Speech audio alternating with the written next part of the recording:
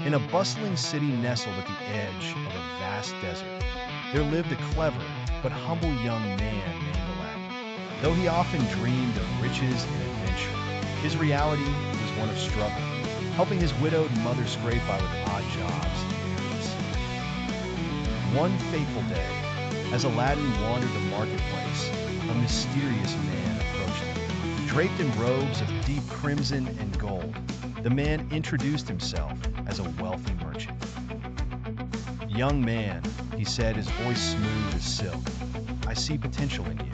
Help me retrieve something precious from the desert, and I shall reward you handsomely." Skeptical but tempted, Aladdin agreed. The man led him deep into the desert, to a cave hidden beneath the shadow of a rocky outcrop. With a wave of his hand, the merchant revealed a concealed entrance. "Inside lies an ancient treasure," he said. "A lamp. Bring it to me, and you may keep anything else you find." Aladdin entered the cave cautiously, marveling at the riches that glimmered within. Piles of gold coins, sparkling jewels, and intricate artifacts. But what caught his eye was a simple, tarnished lamp resting atop a stone pedestal. He seized the lamp and began gathering a few other trinkets from the ground with a tremble. "Quickly," the merchant shouted, "hand me the lamp." But when Aladdin reached the entrance, the merchant's true nature was revealed. His once kind face twisted into a sneer, and his voice grew harsh. "Give it to me, boy, or you'll never leave this cave." Realizing he'd been deceived, Aladdin refused. The enraged merchant, actually a sorcerer, uttered an incantation, sealing the cave's entrance with a deafening crash. Alone in the darkness, Aladdin sank to the ground, clutching the lamp.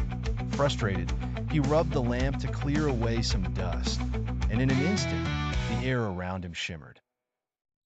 A towering figure emerged, wreathed in swirling light and smoke. "I am the genie of the lamp," it boomed, "and I am bound to grant you 3 wishes."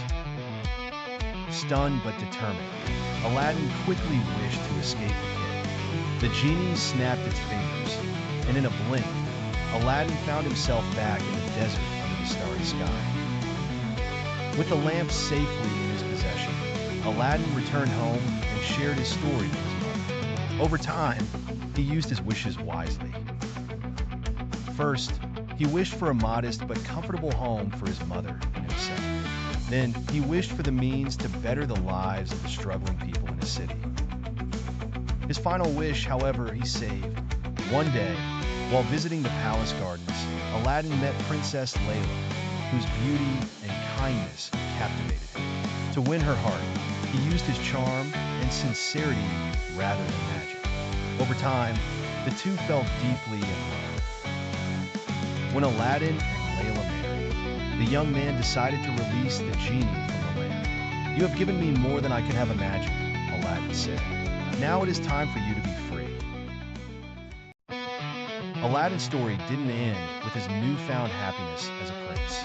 The world had more trials and adventures in store, for peace in a kingdom is never permanent. A year after his marriage to Princess Layla, the skies darkened over the city, and whispers of a returning evil reached Aladdin's ears. The sorcerer who had once trapped him in the cave was alive and seeking vengeance.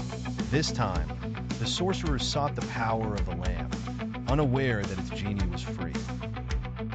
Though the lamp now held no magic, the sorcerer's belief in its power made him dangerous. One stormy night, the sorcerer infiltrated the palace. Disguised as an aged healer, he claimed to carry remedies for the royal family. His true intent was to locate the lamp and wrest it from Aladdin. Aladdin, however, had grown wise from his earlier experiences. Recognizing the sorcerer's eyes despite the disguise, he feigned ignorance, allowing the man to steal the now powerless lamp. As the sorcerer fled, Aladdin and Layla devised a plan to end his reign of terror. The next morning, Aladdin followed the sorcerer's trail to a secluded temple in the mountains. Inside, the sorcerer attempted to summon the genie, shouting incantations in frustration when the lamp failed to respond. Aladdin stepped out of the shadows and confronted him. "You think power lies in that lamp," Aladdin said, his voice steady.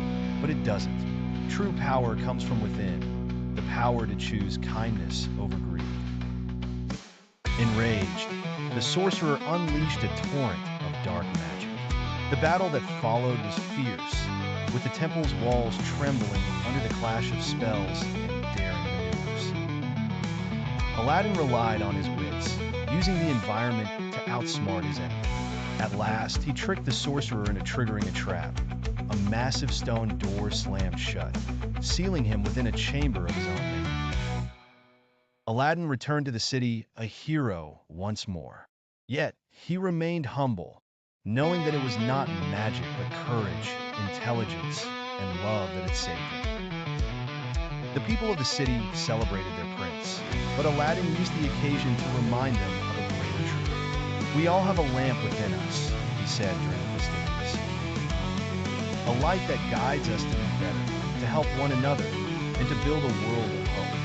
From that day forward, Aladdin and Princess Layla worked tirelessly to improve the lives of their people. They built schools, hospitals, and libraries, ensuring that knowledge and compassion were shared freely. The memory of the magic lamp became less about wishes and more about the importance of community and resilience. Though the lamp now sat as an ornament in their palace, Aladdin's real treasure lay in the life he had built with Layla and her people. Years passed, and Aladdin and Layla's kingdom flourished under their rule. Their love was legendary, their leadership compassionate, and their people content. But as all great tales go, a new challenge loomed on the horizon. One evening, a merchant arrived in the palace, bringing with him a strange artifact, a scroll etched with golden runes that shimmered faintly under the moonlight. The merchant explained that the scroll was discovered in a distant desert temple and was said to hold the secret to an ancient, untold treasure. "But beware," the merchant warned, "for the path to this treasure is fraught with danger and guarded by powerful curses." Though Aladdin had long since left his days of treasure hunting behind, the scroll intrigued him. Layla, ever curious and adventurous herself, urged him to investigate. "This treasure might not be gold or jewels," she said. "It could hold knowledge or power that could help our kingdom further." The next morning, Aladdin, Layla, and a small group of trusted companions set out on the journey. The scroll led them to the edge of the known world, through vast deserts, over treacherous mountains, and into forgotten jungles. Along the way, they encountered many challenges: riddles carved into ancient stones, illusions that tested their resolve, and creatures that seemed foreign. One night, as they camped under the stars, Aladdin looked at Layla and said, "Do you think this treasure, whatever it is worth all this risk?" Layla smiled, her eyes reflecting the starlight. "It's not the treasure we seek that matters, Aladdin. It's the journey, the lessons we learn, and the bonds we forge along the way." Finally, the group arrived at a towering ziggurat hidden in the heart of a misty valley. As they ascended its steps, they noticed carvings depicting an ancient civilization that once thrived there. At the summit, they discovered a chamber bathed in a soft, otherworldly glow. In the center of the room rested a pedestal, and on it lay a crystalline orb pulsing with light. As Aladdin reached out to touch the orb, a deep voice echoed through the chamber. "Those who seek this treasure must prove their hearts are pure. Speak your truth, and it shall decide your fate." Each member of the group spoke, sharing their deepest desires. When it was Aladdin's turn, he paused. Then, with a steady voice, he said, "I don't seek this treasure for myself, but for my people. If it has the power to bring wisdom or peace, I would use it to guide them. If it is a burden, I would bear it so they do not have to." The orb glowed brighter and then dissolved into a cascade of light. The voice returned, softer this time. "Your heart is noble, and your purpose just. The treasure is not wealth, but the knowledge of balance, the secret to guiding your kingdom through harmony and justice. The chamber shifted, and suddenly they were surrounded by visions, images of sustainable farming, advanced medicine, and harmonious governance.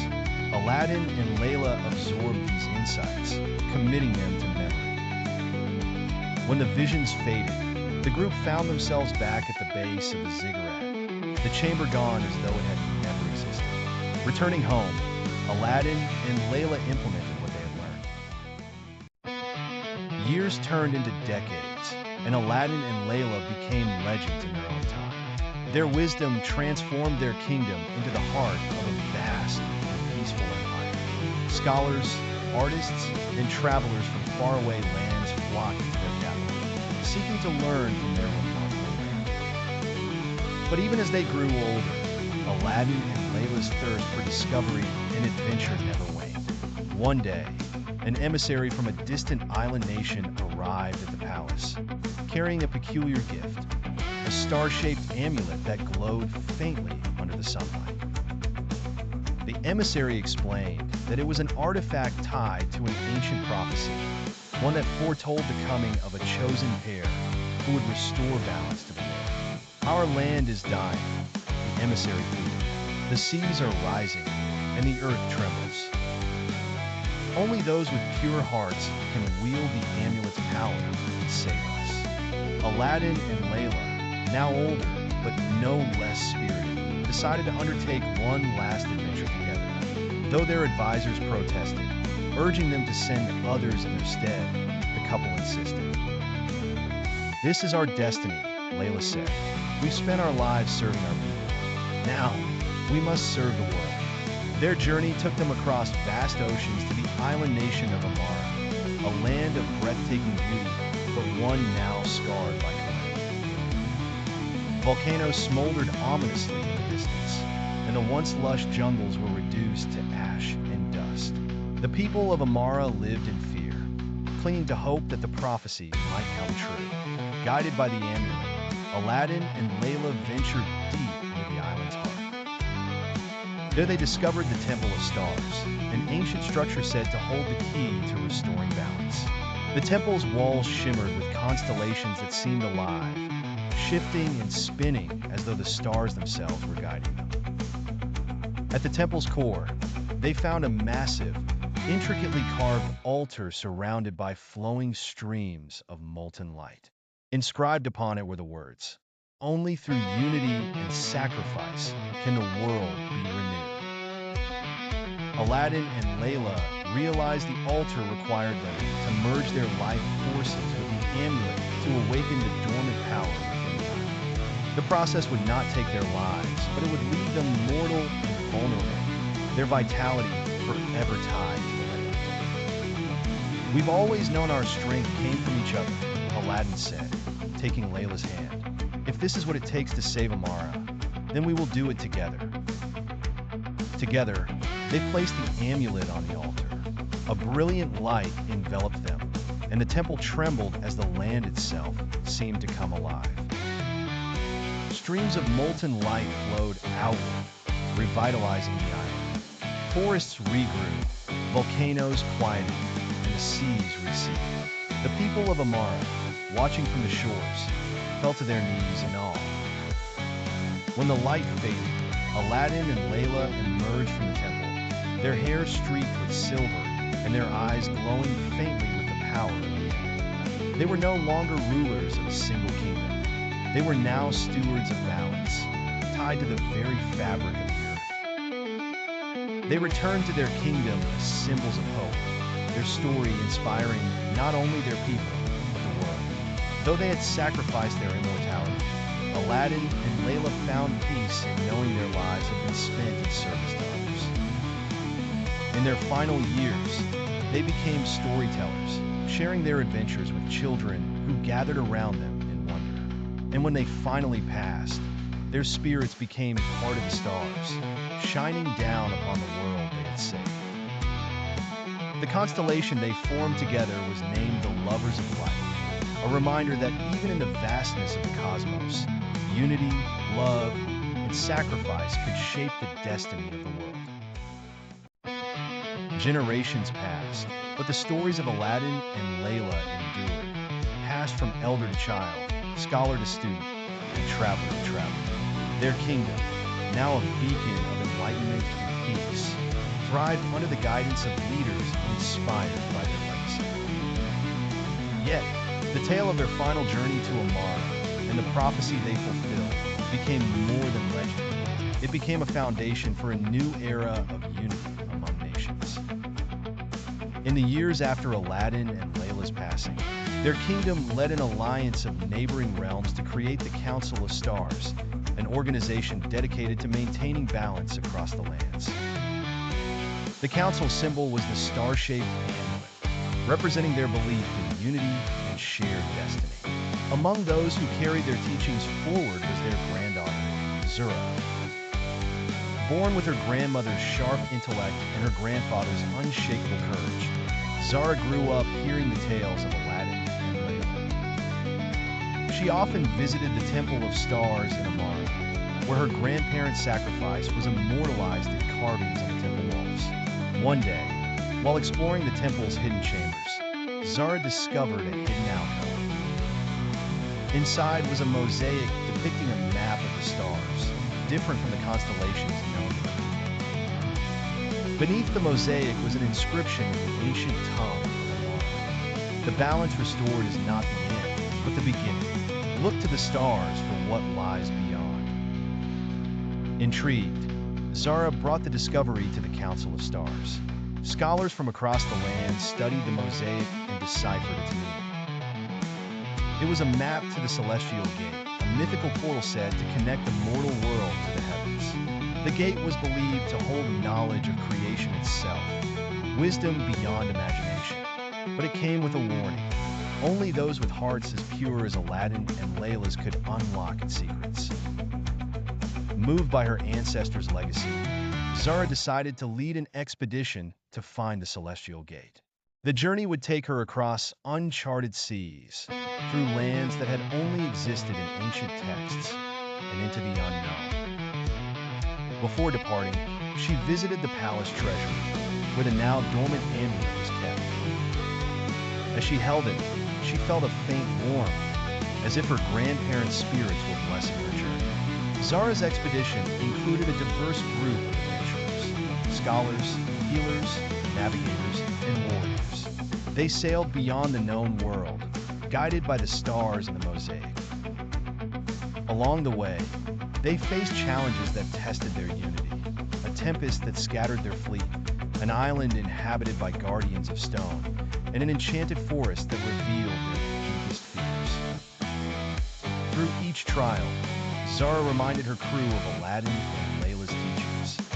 True strength lies not in what we face, but in how we face it together. After many months, they arrived at the edge of the world, where the sea met the sky in a shimmering veil of light. There, rising from the waters, was the Celestial Gate, a structure of glowing crystals that pulsed with the rhythm of the stars.